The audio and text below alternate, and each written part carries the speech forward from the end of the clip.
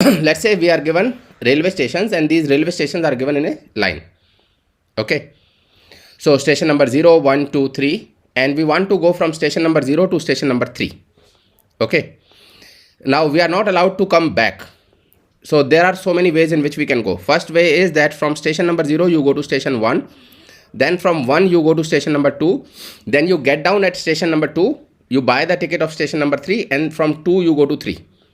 This is one way in which we can go from 0 to 3, right? So if you want to go from India to US, then you can take a break journey. You get down at Dubai, then you buy the ticket of from Dubai to US, like that. Okay. Second option is that from 0 you go to 1, and from 1 you go to 3. Third option is that from 0 you go to 2, and from 2 you go to 3. And fourth option is obviously you can go directly from 0 to 3 also. All right? Yeah, okay, sir. Right? So these are the 4 options.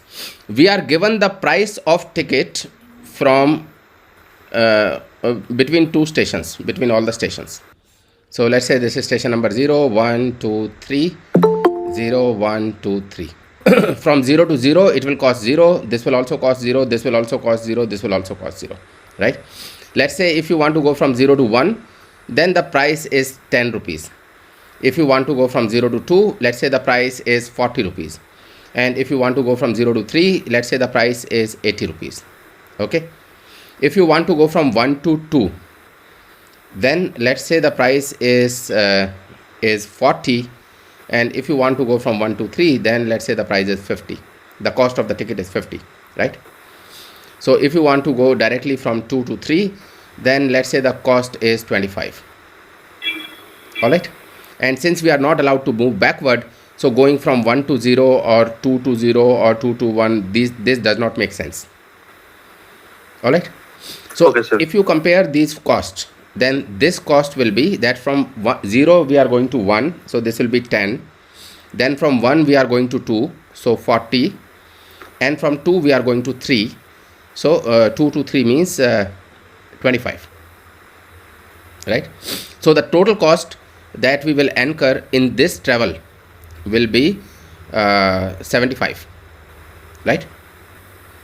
In this case the total cost will be 10 plus 50, which is 60, right? In this case the total cost will be 40 plus 25, so 40 plus 25 is 65.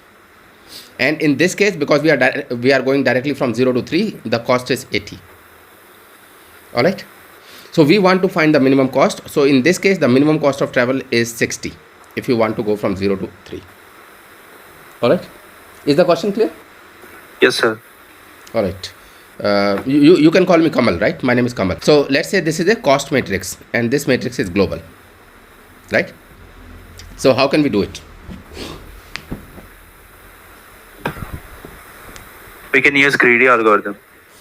What will that be? We'll check for every pair. Okay.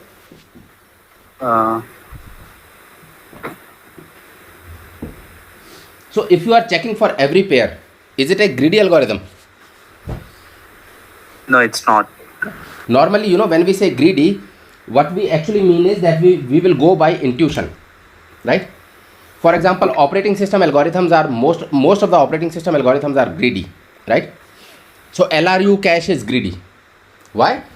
Because we are removing the least recently used element from the cache, right? So this may not be the most optimal way, but this is one way which is working for us, right?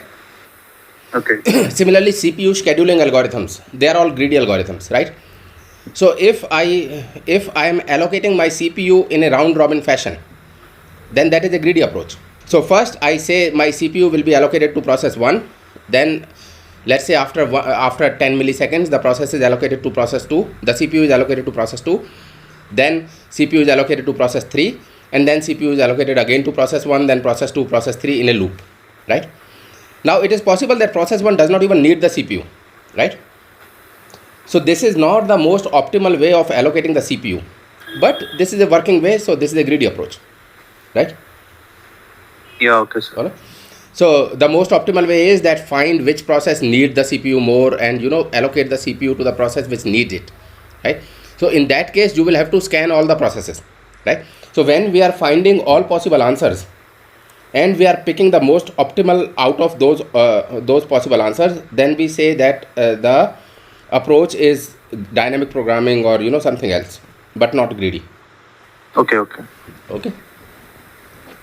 All right. Anybody else?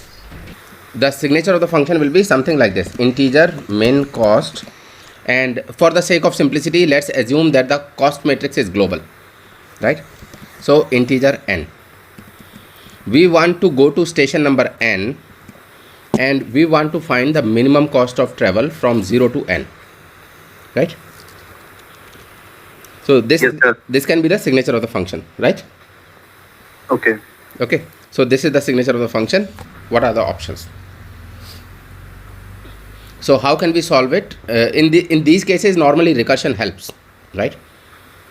So let's say the end point is here at station number n, right? Just before reaching n, where are you?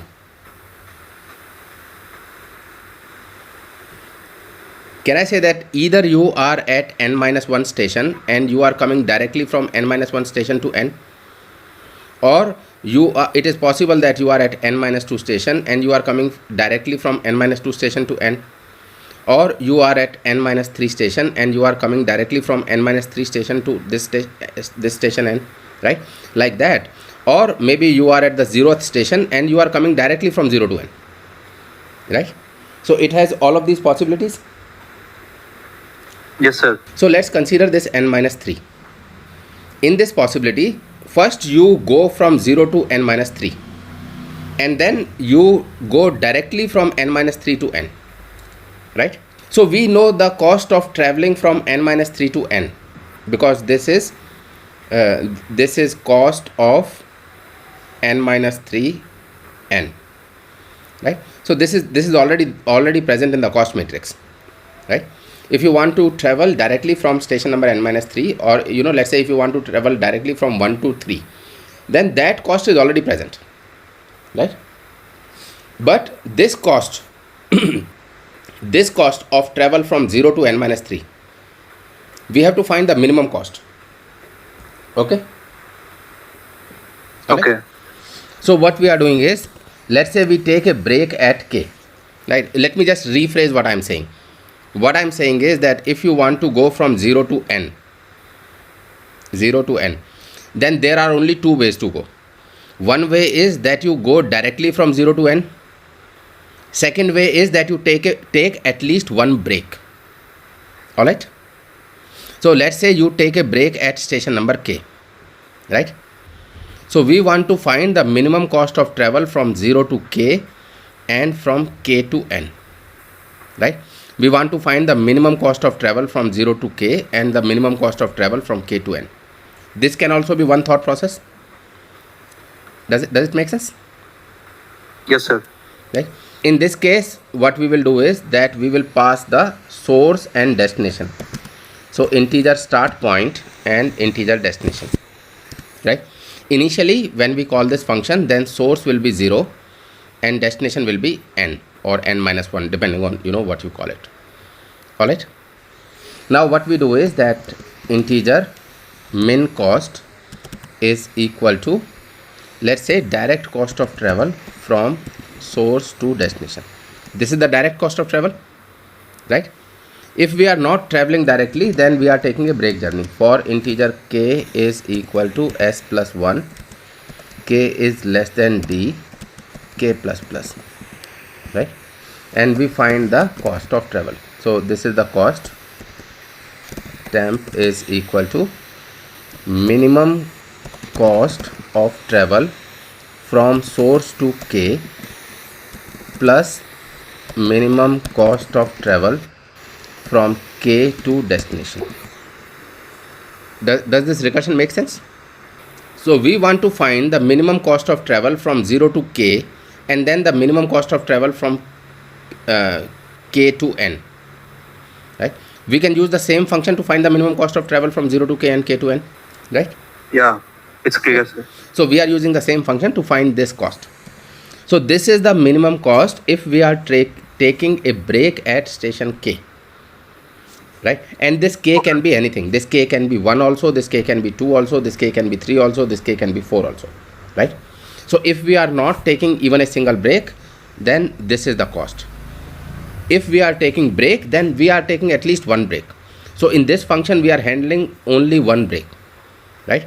So that one break can be taken at any of the stations between s plus 1 and d minus 1, right? Okay. So we are considering that as k, and since we have taken at least one break, now let's say we have taken a break at station number 10. Now from 0 to 10, again there will be so many options. Either you can go from 0 to 10 directly, or you can take a break. From 10 to n, again there will be so many options, right? Either you can go directly from 10 to n, or you can take a break, right? So the recursive functions will handle all those complexities.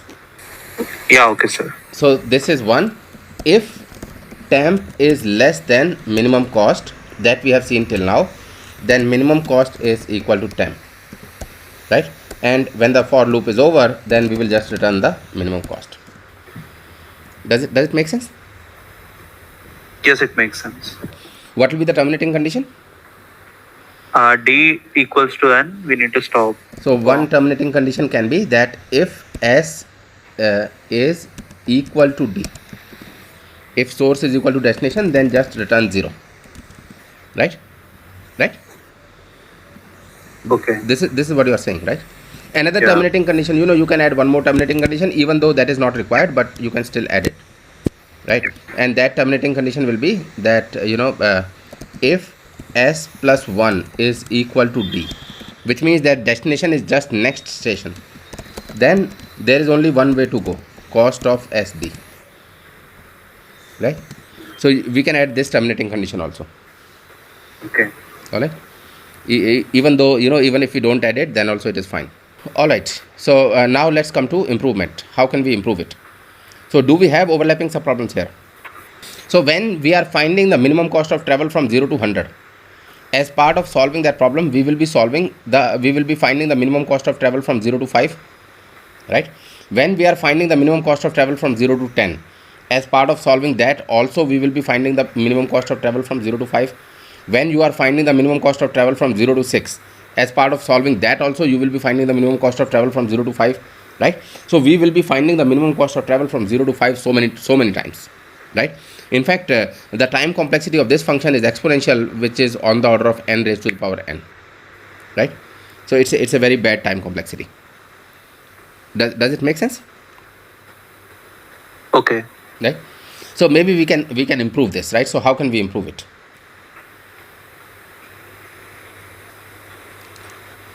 Using dynamic programming. Using dynamic programming. Let's say we don't want to use dynamic programming, right? Even though people, sometimes people call memoization as also as dynamic programming only, right? So Yeah, one way is that if you don't want to get into the complexities of bottom up approach, then you can just remember the solution, right? So remembering the solution means that we will have a two-dimensional array, and in that two-dimensional array we will store the minimum cost of travel from station number 0 to 2 that we have found till now, right? So once you find the minimum cost of travel from 0 to 5, then you will store that in a matrix, so that next time when you need the minimum cost of travel from 0 to 5 again, then you will just do a lookup rather than solving the same problem again, right? Okay. All right. There is a minor improvement that we can do, which is in the recursion itself. In cost of travel to n, and source is understood. Source is 0, right? So just before reaching 10, you must be somewhere, right? Yes, sir. Does it make sense? Yeah, it makes sense now. Right? So we are considering that just before reaching n, you are at one of the n minus 1 stations, and first we find the minimum cost of travel to that station, and then the direct cost of travel from that station to nth station, right? Yeah, okay, sir. All right. Okay. So this is a little more optimized recursive solution. Okay. So in this case, if you want to memoize it, then how can we memoize it? We can just have a one-dimensional array. You understand memoization, right? Memoization just means that we don't want to solve the same problem again and again. Okay. Okay. So what we do is that we keep a one-dimensional array, right?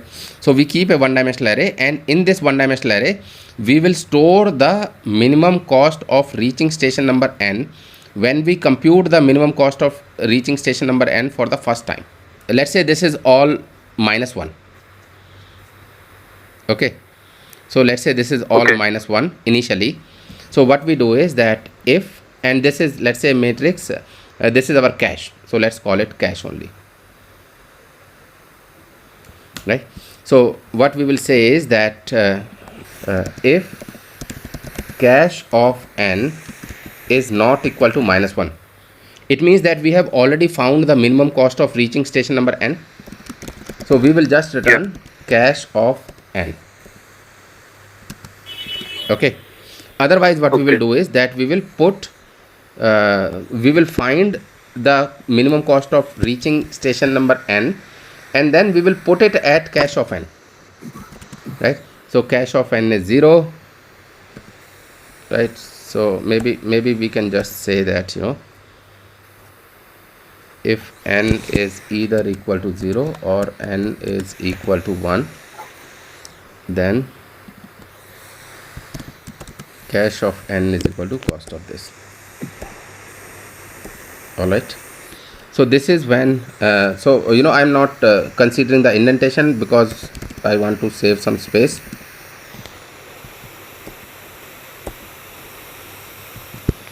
So otherwise what we are doing is that we find the value of cache of n. Okay. So we find the minimum cost and store it at cache of n, and then from here we just return cache of n. Return cache of n. Does it make sense? Yes, sir. So what will be the time complexity of this code? This is a memoized code. Big of n. Big O of n. Why big O of n? Because we are just retrieving from the array. So we are, And just- I think you are saying big O of n because we are writing to each element of the array only once, Yes, sir. right? But how many times are we reading from each cell of the matrix, each cell of the array? So this cell will be written once, right? When we find the minimum cost of travel from 0 to 2, then we will write it here, right? Okay. All right. But we will be reading it when you want to find the minimum cost of travel to 3. You will also read it when you want to find the minimum cost of travel to 4. You will also read it when you want to find the minimum cost of travel to 5, like that, right? Yeah. So each cell is written once, read n times. So probably the time complexity of this code will be order of n square and not order of n. Yes. Okay. All right. Okay, sir. All right. So, you know, maybe we can discuss the dynamic programming next time. But in case of dynamic programming, we will use the same logic, just that we will populate this array from the front, right? So the terminating condition of recursion will become the initialization of DP. So this will be 0 and this will be the direct cost, right? So this will be 10. So cost of going from 0 to 1. So this will be 10. Okay, like that, right? And then we use the same logic to populate this. So maybe you can try it as homework, that you know how we can populate this array bottom up rather than populating this array using recursion, and that will become the dynamic programming solution, right? Okay. So as I've said earlier also, in dynamic programming, we the logic of dynamic programming comes from recursion only, right? So that's why recursive solution is very important. Sometimes what happens is that students try to write the dynamic programming solution directly. So if you are trying to write the dynamic programming solution directly, then either you remember the matrix or you come up with the matrix directly, right? So coming up with the matrix or coming up with the DP solution directly is really difficult, right? Because the logic of dynamic programming actually comes from logic of recursion, because dynamic programming has a property of optimal substructure. Now optimal substructure is natural recursion. You have a larger structure. To find the optimal solution of the larger structure, you need the optimal solution of the smaller structure. So this is a natural recursion. So if you naturally solve the DP problems recursively and then convert that recursion to DP, basically convert it from recursion to iterative solution, then you don't need to remember the solution of dynamic programming problems, right? So maybe next time when we meet, we will discuss this strategy along with some examples of how to solve any dynamic programming problem. Okay, sir. All right, so maybe we can stop for the day, and if you have any questions, I'll be happy to answer those questions. Otherwise, we run a course on preparing students for coding and system design interviews. So if you want to join that course, I'll be happy to help you guys.